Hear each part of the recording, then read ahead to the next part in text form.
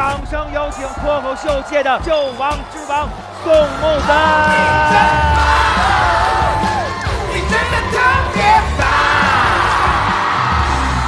前几期嘉宾啊，我们来的有赵露思啊，有郭碧婷，今天是您了。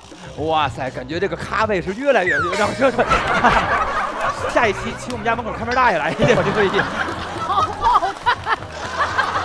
我真的不知道他为什么会在这个节骨眼突然出去拿着手机干什么？出去给人打电话吗？喂，经由开背怎么开呀？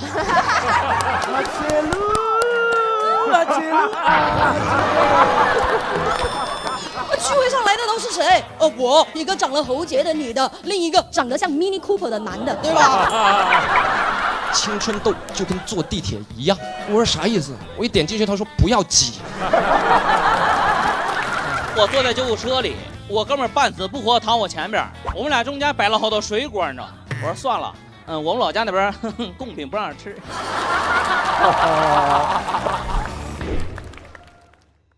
干啥都先上咸鱼。本节目由神奇的咸鱼独家冠名播出，自适应喜临门呼呼任性睡。本节目由喜临门呼呼联合赞助播出。本节目由长康100%纯粹、长康100%对味的长康纯芝麻油赞助播出。本节目由喜之郎果冻多点关心多点爱指定产品赞助播出。连接你的热爱。本节目由大麦演出联合出品，买票上大麦。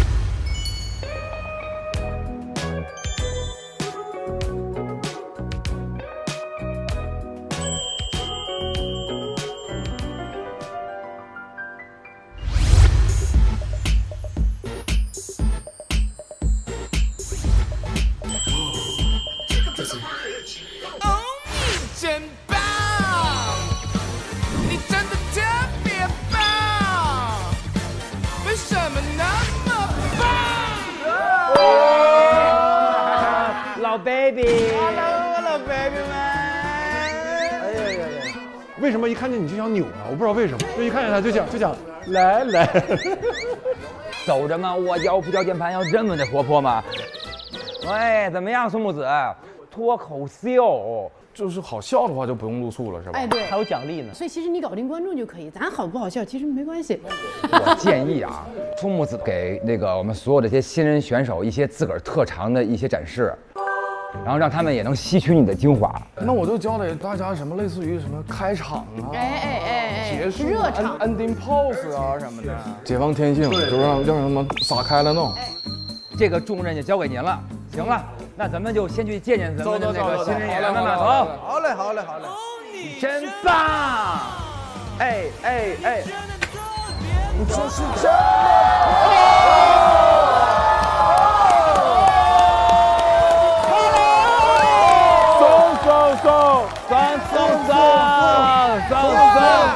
耶，老 baby， 大家好，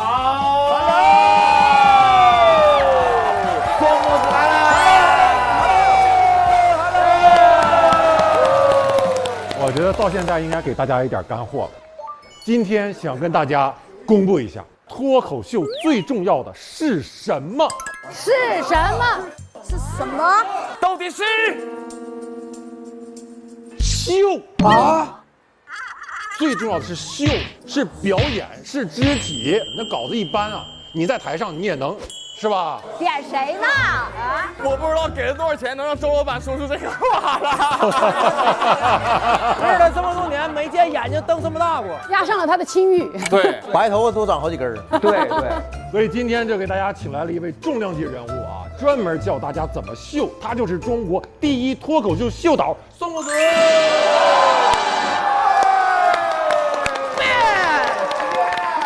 哦，今天主要是秀，脱不脱口无所谓了。哇，来，宋木子怎么着？给大家展示一段啊，怎么秀啊？哎，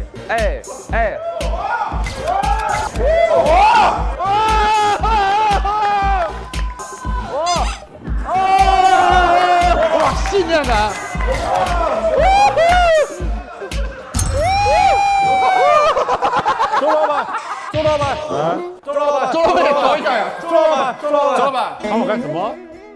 你上来调一下呗。调一下呗，调一下吧。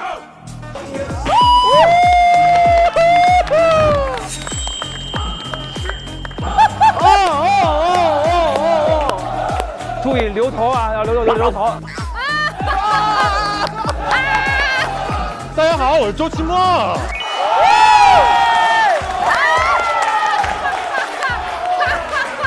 哇，就是这样的，谢谢大家，我是周奇墨。改造翟佳宁的时候到了。咋了？调一调表演。来调整你。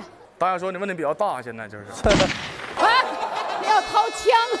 你要干嘛？你要打宋木子啊？就是威胁老师是。我咋的了？上场走路的这个姿势问题比较大。干巴。那应该怎么走呢？宋老师，我觉得柔和一点，柔和一点。哎，柔和好，柔和。比如说，台上就是这种比较害羞的那种。我是翟佳宁。你看翟佳宁表情。一定要这样吗？一定要不是？可以动手吗，咱？来，老师。翟佳宁。有请我们的 sexy man。翟佳宁！哇哦！哇哦 ，sexy man！ 大家好。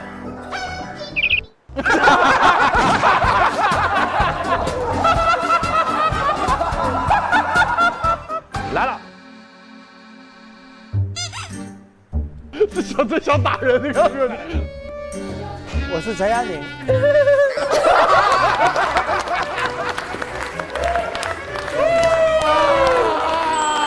成了！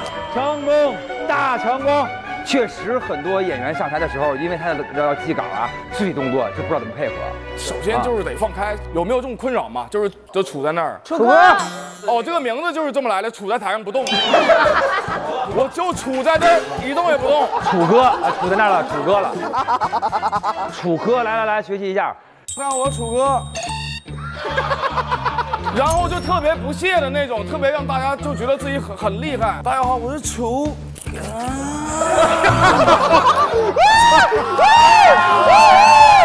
大家好，我是楚。楚哥，你考虑你姑娘。你是个父亲，想想以后他会刷到这一段。放大那个情绪，你感受一下，真的特别开心，然后我特别喜出望外，你就是。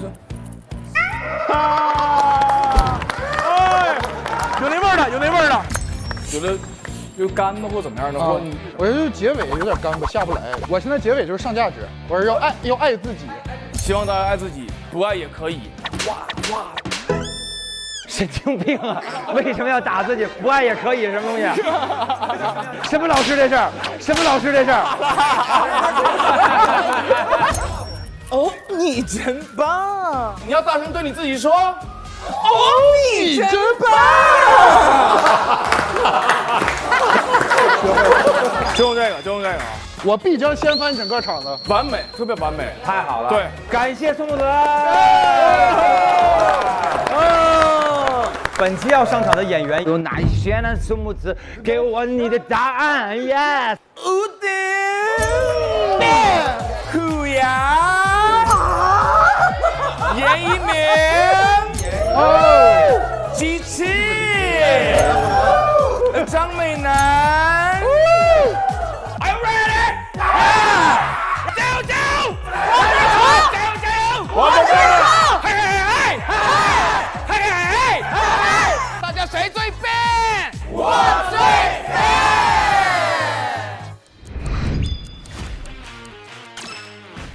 哎呦，这衣服好啊！再来个外套。兄弟，今天给你走个温情，了。我就想去试这篇稿子，是吧？不好笑。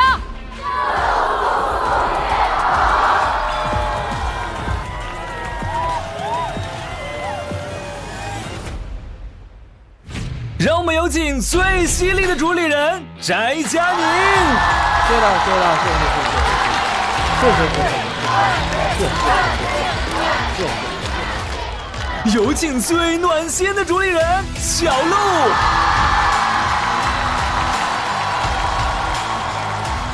有请最靠谱的主理人周奇墨。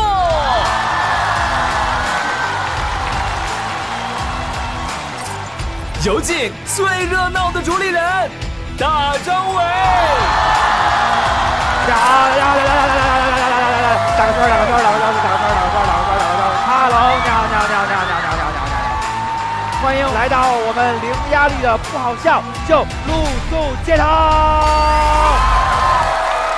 对，各位请看啊，这儿还有一个空座位。今天是我们这个捧场大嘉宾，他本人跟我们说呀，说这全球的舞台秀只分2个人，一个人叫做王嘉尔，另外一个人就是他。你们猜他是谁呀？Hello， 掌声有请脱口秀界的秀王之王宋木子。老贝爷们，你们有大貔貅吗？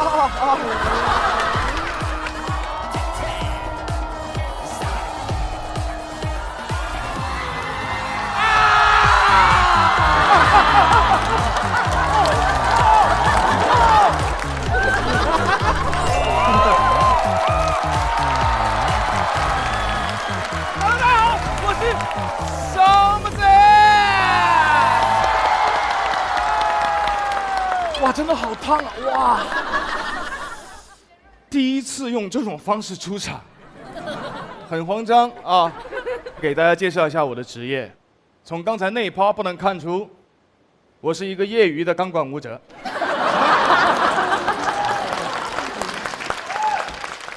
同时还是一个音乐人。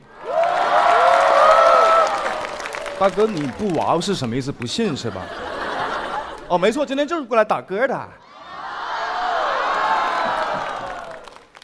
哎呀，没有，今天是脱口秀，翟佳宁别生气，不打歌，我是说脱口秀。啊，真的是一个音乐人，不是刚过完年吗？对不对？啊，大街小巷，那每个人的嘴里，每个超市里，是不是都有隐约听见？大貔貅，大貔貅，大貔貅，大貔貅。我的歌。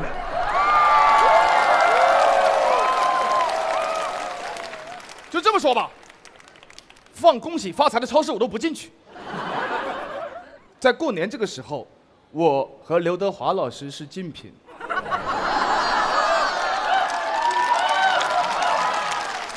节目播了会道歉的啊。哎，我很纳闷啊，跟我说是一个脱口秀节目，但是为什么会有一只钢管在那个地方放着？神经病啊！谁会去跳啊？啊！被你们猜中了。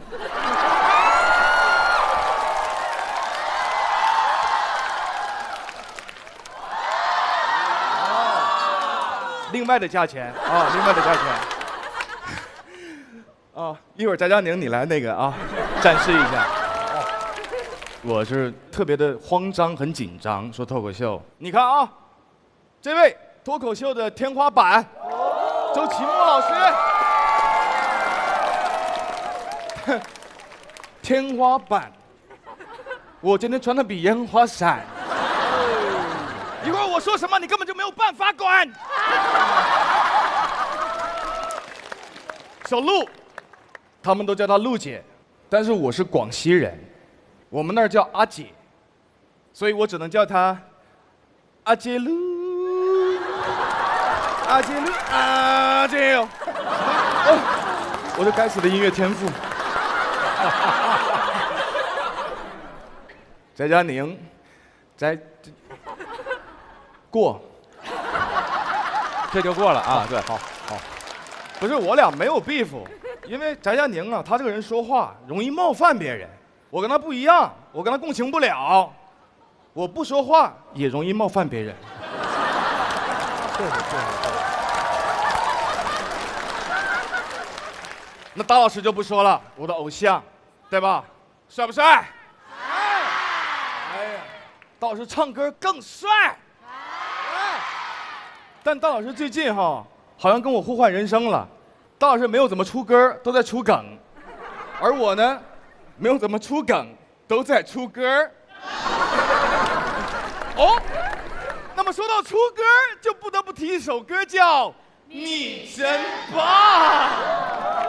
老师 ，music。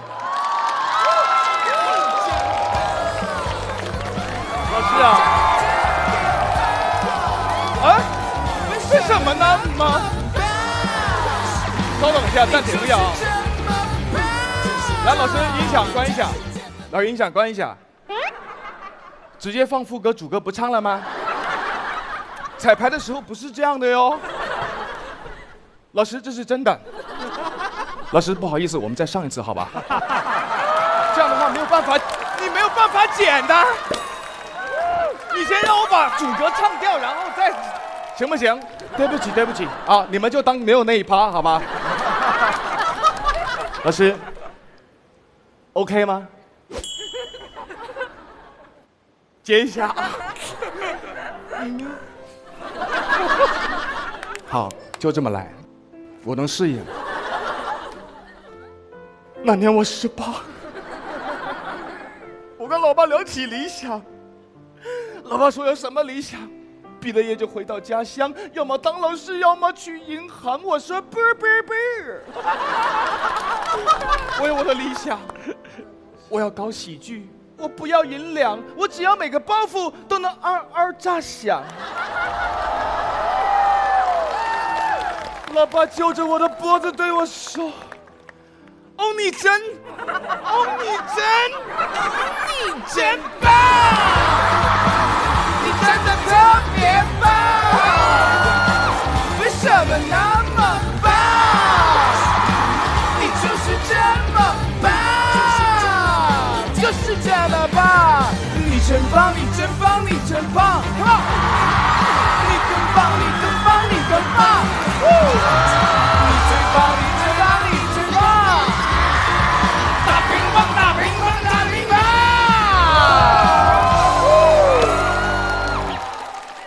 如果你真的棒，那就跟我一起唱。哦，你真棒！你真的特别棒！为什么那么棒？你就是这么棒！哦，你真棒！你真的特别棒！为什么那么棒？你就是这么棒！你棒棒，我棒棒，他棒棒，他棒棒，我棒棒，你棒棒，哦，你真棒！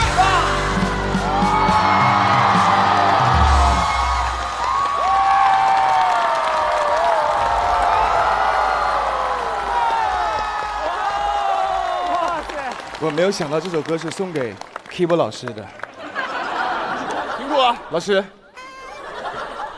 谢谢大家，我是松子。谢谢松子，来吧，松子，你真棒！干嘛去啊？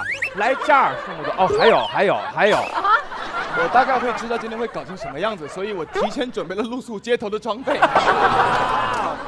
还要再待一会儿吗？还是我直接去？先待一会儿，先待一会儿啊！待一会儿。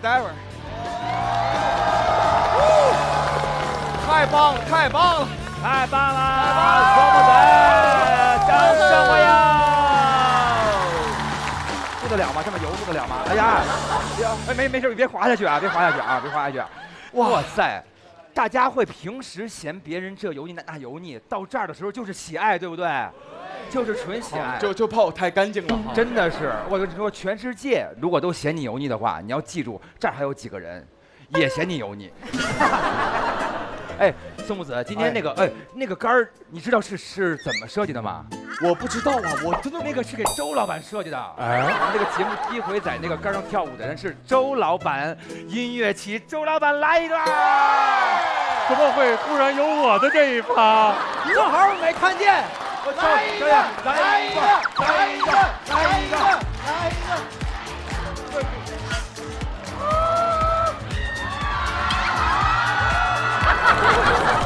我这是主要是跳一个蹭杆舞，威武呢？啊？怎么威武？哎，对，哎，可以。可以了，感谢周老板，耶！什么？翟佳宁也想试一下？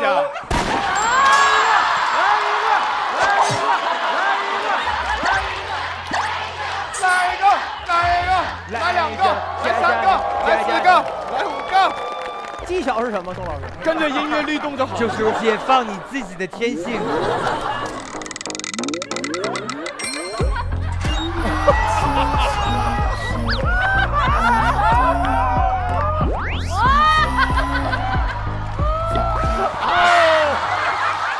什么意思？想爬上去是吧？对。很有上进心的人。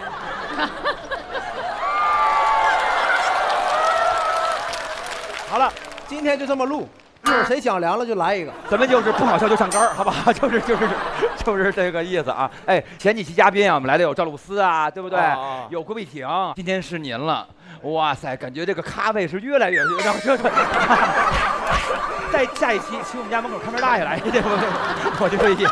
我觉得也不是不可。好冒犯。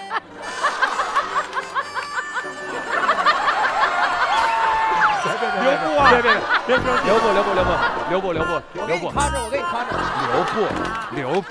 留步！待会儿再说。今天咱们都是锦上添花，最重要的是我们的新人演员们，就是希望他们能够大放光彩啊！行，哎，那几位老师刚才看见最开始那一段就是感觉像脱口秀吗？我觉得照脱口秀相比还是差点东西。差点东西吗？尊严，对不对？差点那种价值。所以其实我最后表演结束以后，应该怎么下来怎么上去。哎，上价值。上价值这件事儿，各位可不知道，宋木子老师可会了。只要音乐一响，宋木子老师立刻开始给您上世上最厉害的价值。走您！亲爱的观众朋友们，大家晚上好！新的一年，我祝大家马到成功，越来越成功。停！是上价值，不是上春晚。你有病吧？你祝福马到成功啊！你马上就难忘今宵了。不是，因为就穿着这一套衣服，感觉到一些血脉在觉醒。还没有离开春晚，他这个衣服从大年30穿到现在没换过。我说怎么那么馊呢？但是今天你当时确实说了，怕那个我们翟佳宁啊嘴特别狠，对，会说你点什么。现在是面对面的，翟老师看了刚才那个脱口秀，你要骂他什么？说出来，帮大家回忆宋老师讲啥了，就挨个人名提一遍，然后没有笑点就开始跳舞了嘛。一段非常失败的吐槽大会读稿。哇，翟佳宁！哎，现在不是你刚才跳钢管舞那时候了哈。你要是不让我跳钢管舞，我就不这么说了。以后俩人不处了。哎，处。一会儿就钢管上见吧。钢管上能传俩人啊！好希望以后你能碰见你们俩坐地铁，倍儿省劲儿，上边一个底下一个，我俩不能同时乘坐有钢管的交通工具。好嘞，行，今天呢，咱们主要就是说，咱们怎么样才能够不去露宿街头？那么5颗星就是非常的满意了，单场4星以上超过70%，我们就能够解锁优酷平台提供的各种奖励。那么没到70%呢，我们就要去露宿街头。10场演出之后，总好评达到70%以上，直接解锁2026全年的大麦全国巡演。是的，哎，这个厂牌巡演怎么样？但是宋木子开场多棒啊！你真棒！但不好接啊！刚才都开玩笑的，真我感觉宋老师你这对接你好接。对。是。这期咱俩是这么唠，就这么唠。幸好刀老师这边让你多担待啊，刀老师。行嘞，拉点架就行。但是你知道谁要接您了吗？我不知道呀，是我们全中国最受爱戴、最专业的小洛。今天我们的开场大嘉宾就是我们的小洛来了。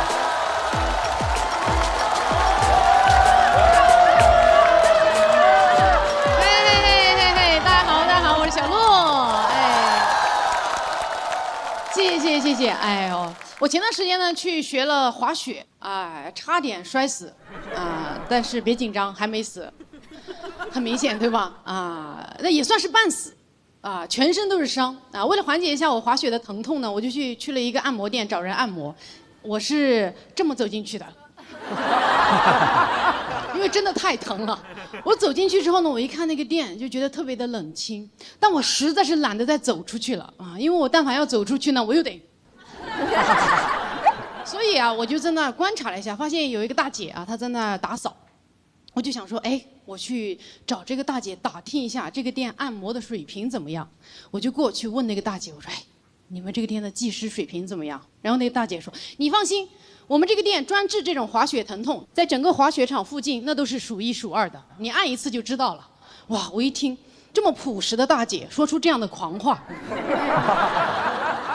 那肯定很不错，对吧？我就进去躺下了啊。过一会儿呢，按摩的技师进来了，就是这个大姐。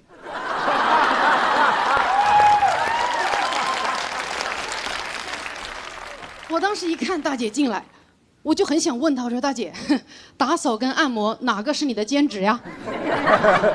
她一按我就知道啊，按摩是兼职，啊，不仅可以说是兼职，甚至可以说是业余。他那个按摩的技法怎么说呢？他基本上就是在掐我，而且哪儿疼他掐哪儿啊！哎呦天哪，他掐了没一会儿，我真的忍不住，我问了他一句，说大姐，你们这儿按摩不打麻药的吗？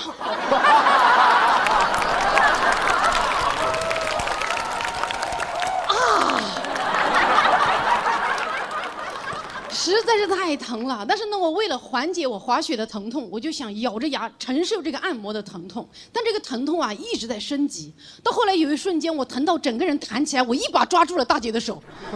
我抓住她那一瞬间，我俩四目相视，我也很尴尬。我就不好意思，大姐，不好意思，不好意思吧。大姐特别爽朗的说，哈哈哈，这有啥？以前还有人把我踢倒过呢。我说，哎呦，你还怪坚强的嘞，在哪儿被踢倒就在哪儿站起来啊。然后呢，大姐继续给我按了5分钟，最后我实在是忍不了了，说大姐，咱们要不按了，我们换成那个精油开背吧，反正是一样的价格，我换一个项目。她说哦也可以。然后呢，大姐就在我的背上抹了一些精油，然后她就出去了，就把我就这么晾在那个案板上，我一个后背的精油，她连毛巾都没有给我盖一块。我就这么躺着呢，我就像一块腌制中的牛肉一样，我就这么静静的躺在那，腌了5分钟左右啊，那个大姐才回来。我真的不知道她为什么会在这个节骨眼突然出去，拿着手机干什么？出去给人打电话吗？喂，精油开背怎么开呀？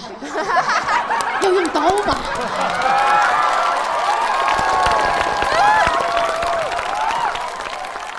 然后大姐果然5分钟左右吧，她回来了。然后她若无其事的，也没有任何一句解释，就开始给我的背部进行一些，怎么说呢？只能说是抚摸吧。啊，她这种抚摸呢，无法抹平我这个滑雪的创伤啊，顶多是抚平我背后的汗毛。后来我就说姐，咱要不就今天这个精油开背也不做了，我滑雪呢脸太干了，你给我做一个那个面部补水好不好？我看你们有这个项目，那个精油开背的钱我照付。他说啊，也行，那你等一下啊，我出去买一片面膜。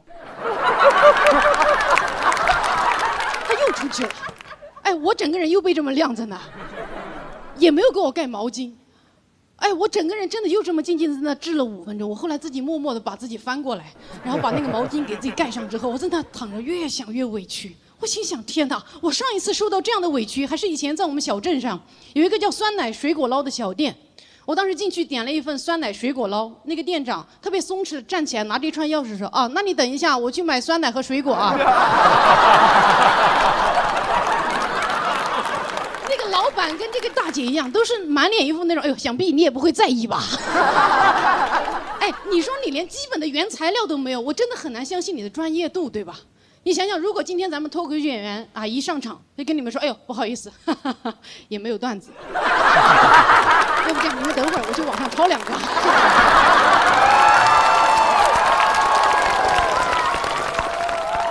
觉得很崩溃啊！我在那躺着，越想越生气的时候呢，那个大姐回来了，她手里拎着一张市值5毛，但是收了我50块的面膜啊。那个面膜上面你一看就绽放着各种紫色啊、红色的那种大花，我都担心这个面膜给我补的水是自来水。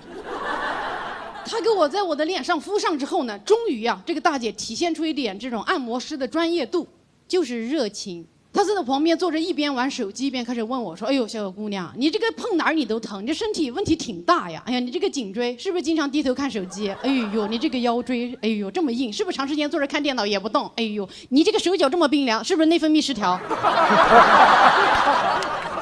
你说你告诉我身上这些毛病有什么用？我又不会改，我这辈子就这样了啊！”正是因为我有这些毛病，才需要被你服务啊！哎，被乙方辱骂，这个体验真的很差，对吧？而且好像只有按摩师有挑剔顾客的特权，你从来不可能，你去餐厅吃饭的时候，服务员把那个菜给你端上了之后，杵在你旁边跟你说：“哎呦，不会自己做饭呀？”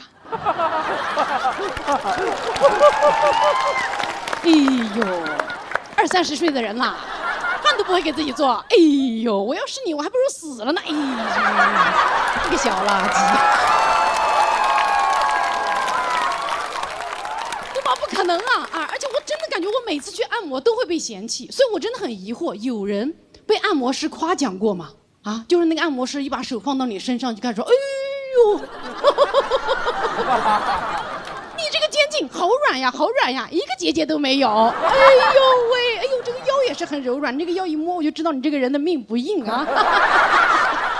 哎呦喂，你看看，你瞧瞧，哎呦，你看这个太阳穴也不胀，哎呦，手脚也很暖和。天哪，你一定早睡早起，不玩手机电脑，经常喝热水吧。瞧瞧你小姑娘，这个钱真的是白花了呀。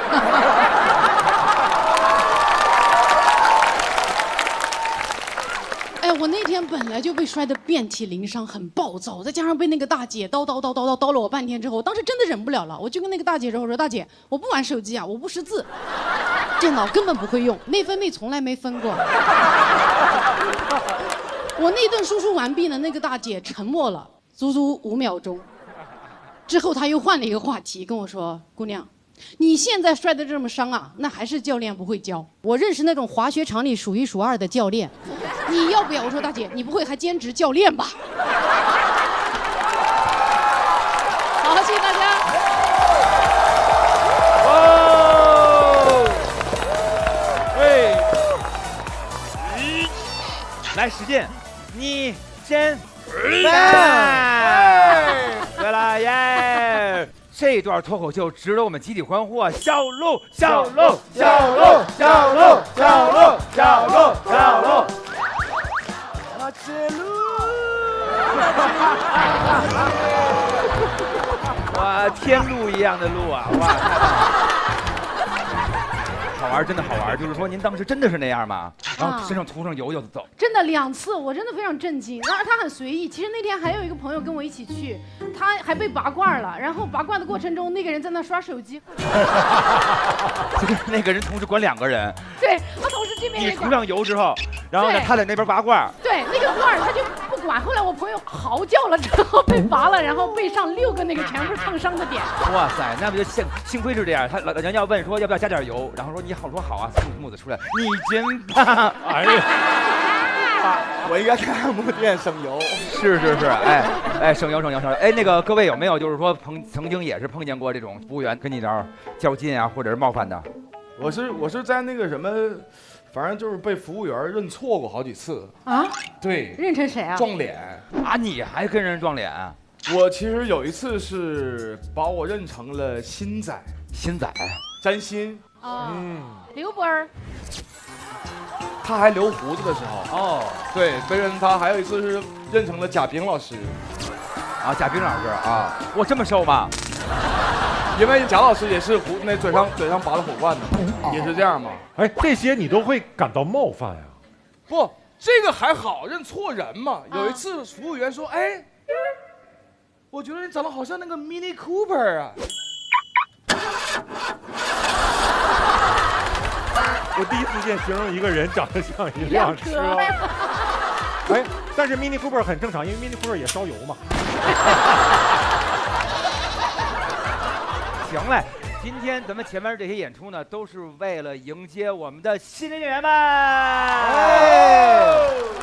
那么第一位要上场的这位新人演员，他来了，他是我们的幽默神君。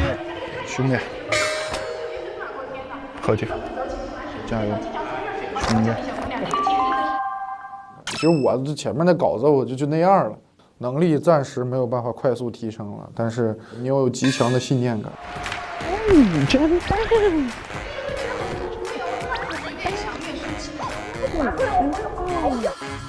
让我们来有请我们的幽默神君吴鼎。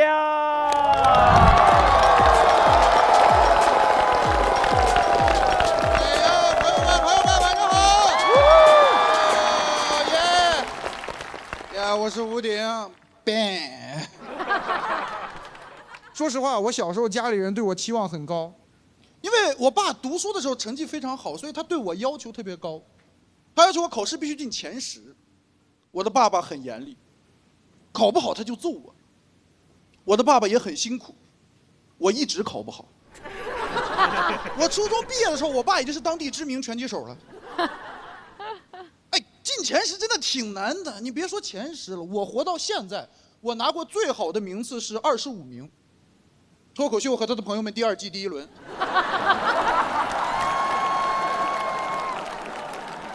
你有看过那个节目吗？有认识我的吗？我参加了2季呢，2季一共比了3轮，我录的时间还没他多，你知道吗？他录3天了。我2季一共15分钟，很难受。考试，关键是考不好要挨揍，我爸还要捶我。其实我不太害怕挨揍，你知道最恐怖的不是挨揍，最恐怖的是你知道挨揍，但不知道什么时候。因为我爸不会立刻动手，他会先沉默一会儿，随机出手，突然袭击，你知道吗？偷袭。但是那段沉默就很可怕，因为场子太冷了。啊！哎，干啥呀？我这个人受不了冷暴力，暴力就得热热的，打在身上暖暖的。真的，每次我爸那个巴掌落在我屁股上的时候，我反而有一种踏实感，一种尘埃落定。我爸每次一边揍我还一边说我，真的很烦。他说你就是没好好学，你知道你最大的毛病就是眼高手低。我其实挺生气的，我说眼高手低算什么缺点？我不理解，人不都是眼高手低吗？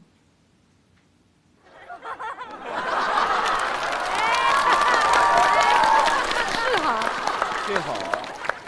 手高眼低，那是猩猩。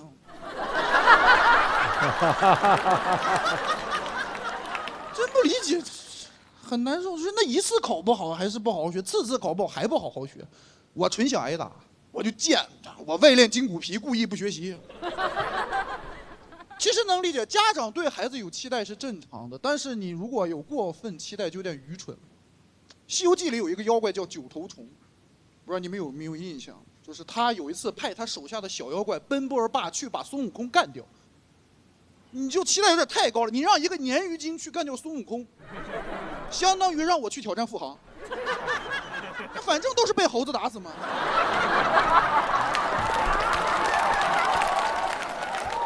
很惨的，你知道你们电视剧已经美化过了，我还去看原著里，孙悟空最后把那个鲶鱼精的嘴唇割下来，又送回给九头虫，他就是告诉他，你知道吧，就愚蠢。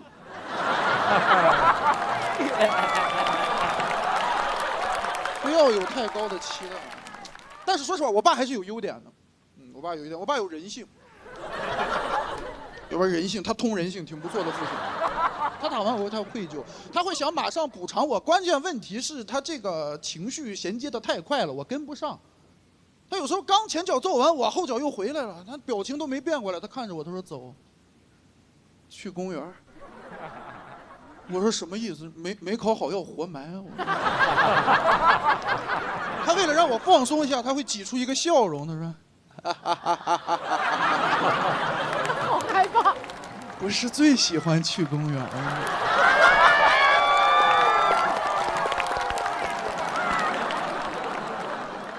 你就感觉公园必须有圈套，必定有危险，可能坐摩天轮坐最高处，我爸就把门推开了。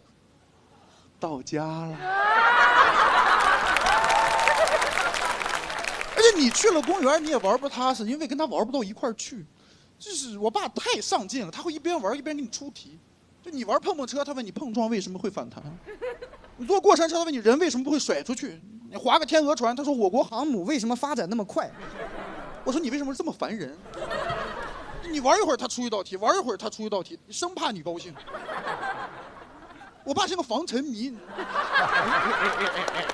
他就会在你玩的最高兴的时候突然弹出来说：“来，把爸爸的头挪到正确的位置。”你提心吊胆玩了3个项目，做了6套卷子，就这一套下来，我爸觉得补偿到位了，他开始强行征求我的原谅，态度极其恶劣，都干拔。突然回头说：“打你是为了你好，知不知道？不能记仇吧？”我说：“不能。那你爱不爱爸？”我说：“爱。”他老跟小孩玩强制爱。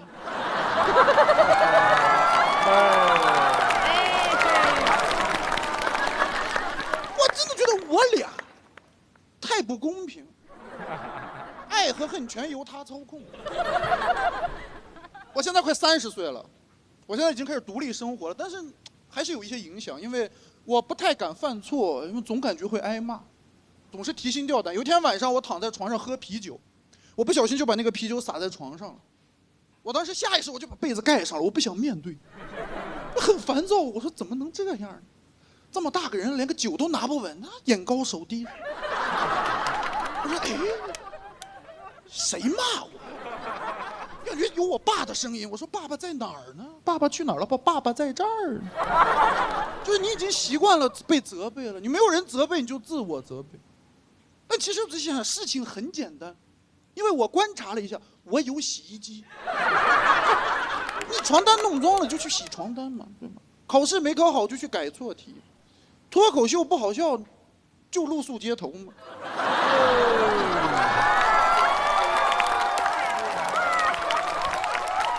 我最近意识到这个自我责备的问题，我要减少情绪的消耗。我最近有一个妙招，就是以后你每次要自我责备的时候，你就对自己说：“你真棒，特别棒，为什么这么棒？这么棒！”好，谢谢大家，我是吴鼎元，谢谢。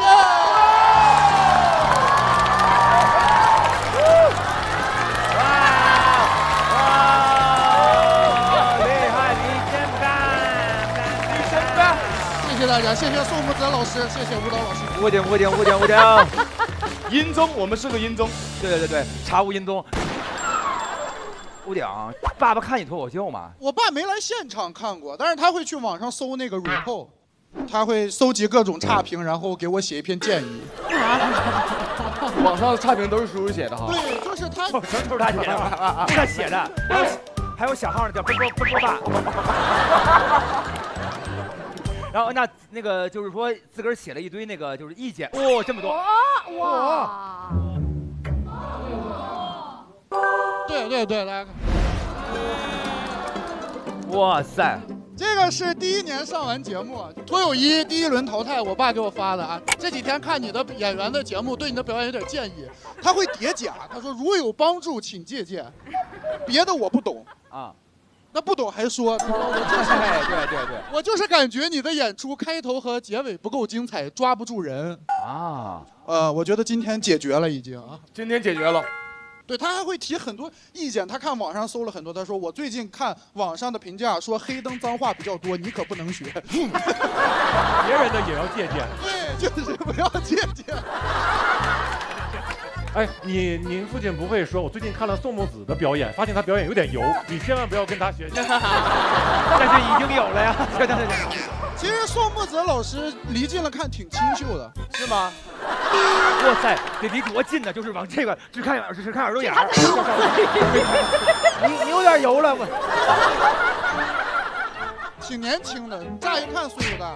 你虽然油腻，但是年轻，青春油腻嘛，小鲜油。你刚刚说，我其实特共情，是不是？就是我觉得中国很多像就是对于儿子来讲啊，都父亲都是特别严格那种。你爸从来没有跟你说过说儿子，咱们别这样，以后这样教。就是。但有一次，你知道我和那个叔叔正好相反啊。我爸呢是不怎么看我的表演啊，但我也不知道有一天哈，他突然就刷到了我一条视频，我不知道是我妈给他看的，还是他同事给他看的。哦，当时出那个《送子之歌》的时候啊，我在江边拍那个 MV， 很抽象的啊，在那上，这搞那个东西，搞那个东西。他整个刷完了以后啊，那天晚上我妈跟我说，她一宿没有睡着。他也在送。不是，他一宿没睡，第二天早上很早，他起来问我妈说：“儿子是不是脑子最近有问题？”他也不说发个信息问问，他就自己在家这么睡不着，说他怎么能唱这种歌？哎，现在跟你爸本身就是说，有没有一刻感觉你爸承认你了，觉得还儿子还真是不错？我有那种时刻，感觉我爸放弃我了，他想开了，不跟自己较劲了。反正他是个傻子，也能很开心。因为他知道，不管你走哪条路，他都能指导到你啊，对，都能给你发评价。条大路通我爸嘛。那些都是过去了，现在不是专场也开着，对，都挺好的啊。我也跳上了，现在。对呀，哎，是不是打开自己了？完全就打开了这个。行，不知道现在咋说跟家里。我其实做了很大的心理准备跳这个舞。啊，这是不是跳完以后感觉爽了一些？跳完以后感觉无所谓了，这辈子就这样了，还能怎么？我放弃了，自己也放弃了。对呀。哎，这么着，咱们问问观众朋友们，最后那一刻你真棒出来的时候，是不是燃起来了？那一瞬间。谢谢你们。所以这种表演形式要保持啊！谢谢吴姐，谢谢大家，谢谢你们，谢谢。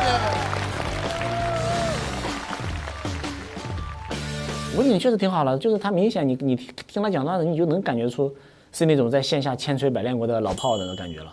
舞台感也很从容，你看今天包括最后的呈现，用宋木子那个来收尾，一点不觉得尴尬，其实是一个能力。我觉得也是挺好玩的，就是打破一些他们那个常规的操作嘛，看看观众什么反应。哎呀，怕让人笑话。那其实我说实话，朋友们，跳的时候真挺爽的。每到深夜，我就会想起曾经脱口秀的黄金年代，那时候的喜剧没有套路，无比的纯，但现在再也找不到100%纯粹的东西。面呐，你把这当开放麦了，我都饿得快晕了。而且谁说没有100%纯粹的东西啊？做面跟脱口秀一样，得敢把好东西拿出来。哎，识货，段子可以垮，但油必须纯。啊，好香啊！长康100%纯芝麻油，坚持纯物理压榨，纯好味道。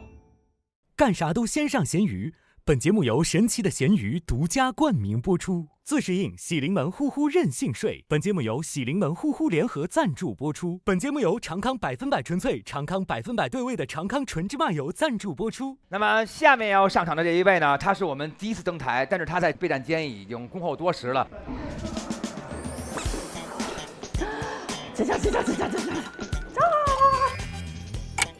我一直以为没我呢，我就觉得有一种就是。被自己的那种自我否定给困住了的那种感觉吧。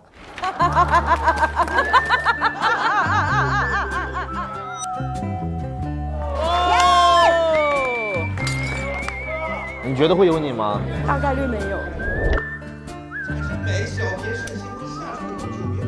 他上2次，我1次都没有。很脆弱，人年纪大了就会容易流眼泪，有点技不如人的感觉。哎呀，没有啊，但是我都在想，要不然就算了。然后后面发现啊，原来有我呀，那我难过那么久，为啥呀？借小璐姐的喜剧之力，好运好运，接喜剧之神降临吧！有请我们的虎牙。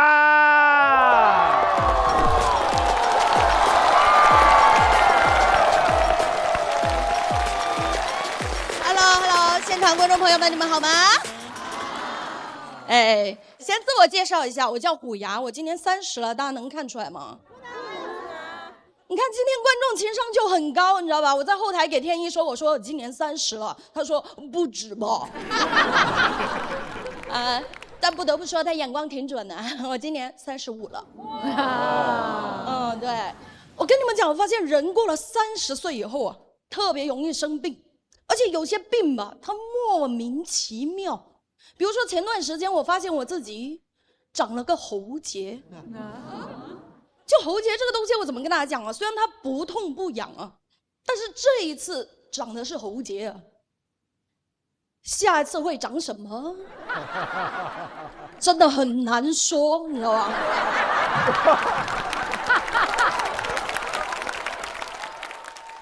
因为喉结这个东西，它对我来说太陌生了，我完全不知道它有什么用。我冒昧的说一句啊，它不仅对我没用，它对在座95%的男生吧，也没什么用。它也就对王嘉尔那样的男人有用，对吧？王嘉尔在那喝水，喉结上下翻涌，然后我说：“哥哥。”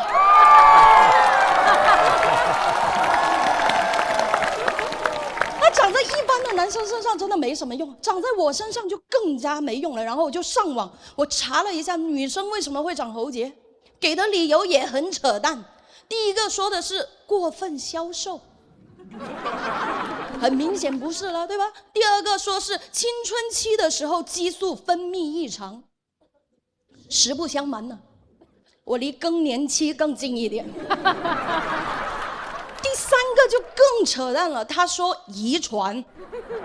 他说如果你父母双方里面有一个人喉结特别明显的话，就有可能被遗传到。我认真问一下在座各位啊，有没有谁父母双方都没有喉结的啊？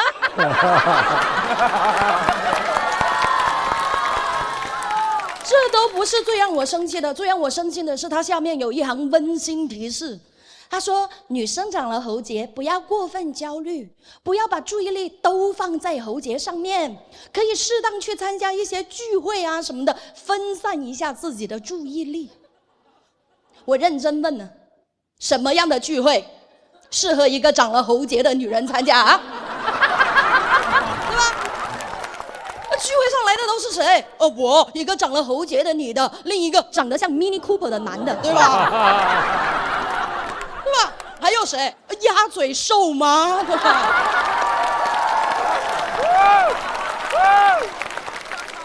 我真的不知道该怎么办，然后我就找了我的闺蜜，我就跟她讲，我说我好像长了个喉结啊。她说怎么可能啊？我说不信你摸一下嘛。然后她摸了半天，问我说：“哎，为什么你喉结不会动啊？”我说：“哎，对呀，为什么我喉结不会动啊？我是长了个死结吗？我对吧？”然后他就跟我讲，他说：“哎呀，你这个估计不是喉结，可能是个良性肿瘤啊。”我说：“真的假的？”他说：“也不一定，也有可能是恶性的。”让我去大医院检查检查，然后我就去了。去了之后，医生就跟我讲说，我这个大概率是甲状腺恶性肿瘤。我说：“哎，吓死我了，我还以为是喉结呢。”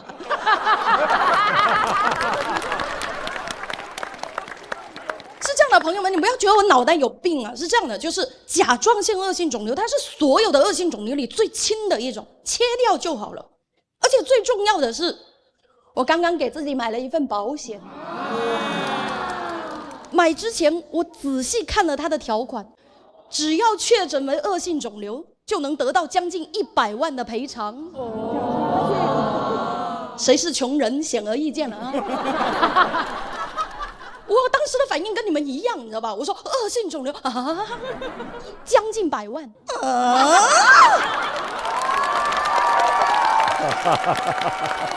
我想赌一把，你知道吧？真的，我都想问问医生，我说医生，你看我这个肿的这个脚踝这里有没有可能也是甲状腺癌啊？真的，我都疯了，你知道吧？但是啊，有个很尴尬的问题，就是这个保险它是有个观察期的。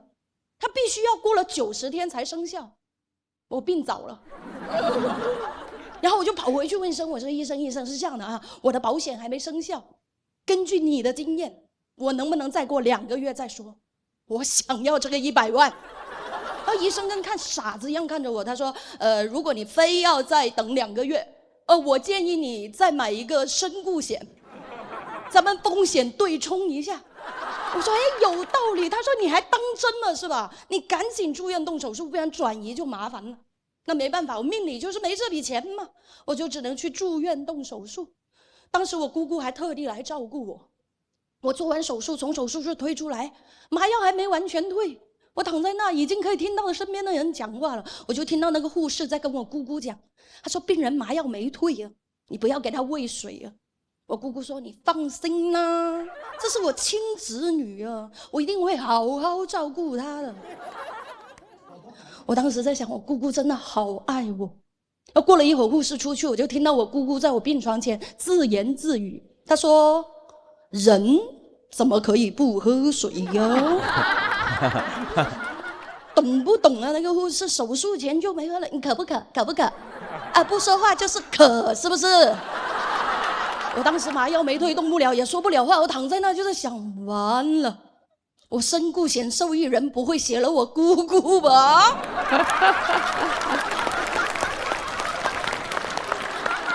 然后姑姑就把我扶了起来，开始给我喂水。妈，给大家科普一下，麻药没退是不能喝水的，会呛到，因为吞咽肌它还没恢复。然后护士听到我咳嗽，就赶紧冲进来。他看到我姑姑一脸慌张，一手扶着我，一手还拿着凶器。护士说：“拿，这是你们家属自己弄的啊！你不要到时候跟我讲是什么医疗事故啊！”我当时麻药没退，动不了，也说不了话。我躺在那在想，护士，要不先抢救我啊，护士。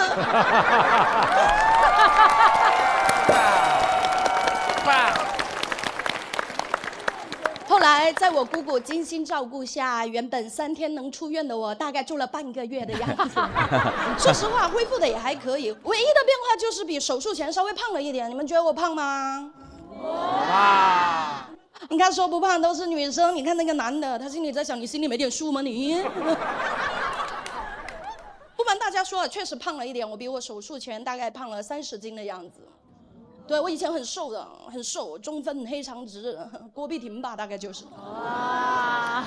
对，胖了以后，那些男脱口秀演员都叫我欢哥，每次都在我面前唱什么从头再来。其实说实话啊，就是做手术之后很长一段时间我都挺不自信的，也是做了脱口秀以后才找回了一点信心。我认真的建议各位跟我一样不自信的朋友都来尝试一下讲脱口秀，你知道吧？好不好笑另说，主要是你做了这一行之后，你就会发现啊，丑人真多啊。但是都很可爱，谢谢大家，我是虎牙。虎牙，抱！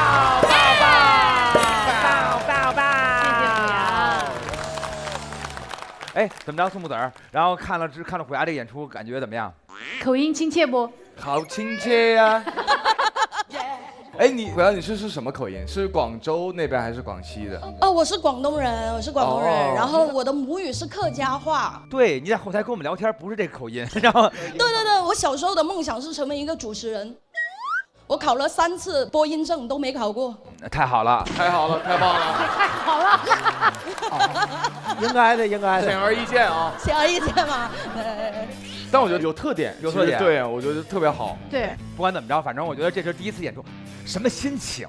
看着大家都在演，一直没上台，好难受。我说是不是啊？你看着一个个就是不如你的人都上台演了。哎呀！开玩笑，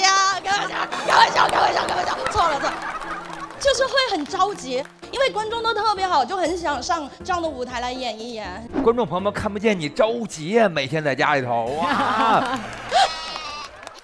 虎牙这段段子其实是他在经历甲状腺癌之后的一个这种变化，这个确实你挺多很想跟观众分享。对，因为就是我当时生病之前呢，在很认真的工作，那一年也忘了去体检什么的。我说实话，听到癌这个字，我真的是本能的眼泪就出来了。我说医生为什么？我说我又不抽烟，又不喝酒，我也没有什么坏的生活习惯。他说很常见啦，就是他可能就是跟激素水平啊、压力啊、情绪啊，而且大部分女生都会比较内耗嘛，千万不要内耗，朋友们，你知道吧？千万不要内耗。对，哎，这一点真的就是特别可贵，因为我们下午跟各位这个新人朋友们去宋子上大师课的时候，大家都不好意思学桑，就是那种对。当时觉得怎么克服这一关呢？怎么后来变成你的特色了？就只要是你认定了，你上台就不要 care 大家的想法。是，而且其实我觉得宋木子每次上台，他这些表演，他其实都是带着极大的善意的。虽然也带着恶心，但是对也不一定是吧？那个是副作用，善意的副作用。大家对我的善意比较大，现在对，观众是带着善意看的，这确实是。好嘞，谢谢您，希望您永远健康，继续发光。特别好，你我大儿你留着玩的。